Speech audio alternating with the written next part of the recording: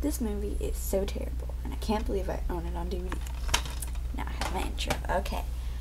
Well, I was out, like, eating out with my family last night for dinner, and my mom kept saying, I can't find the cat, I can't find the cat.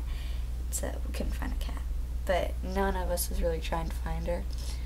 And so then, like, I was being lazy and I was on the computer, and then like my house, like, creeps me out. I know, well, that's bad. If you live in your house, it shouldn't creep you out, but it does, because, like, I always hear these random sounds and I always want to break out into my mad ninja skills, but, you know, I don't have any mad ninja skills. But anyways, I heard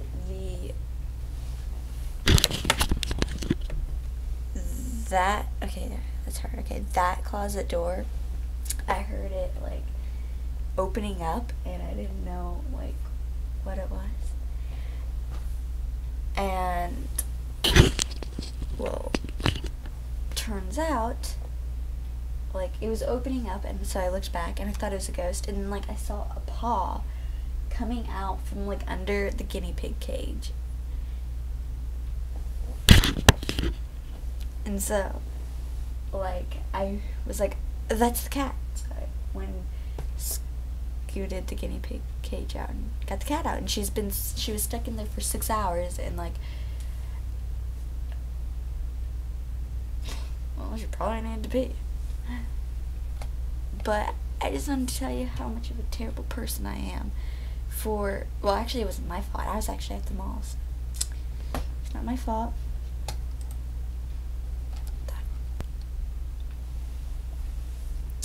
Hey, okay, yeah, this is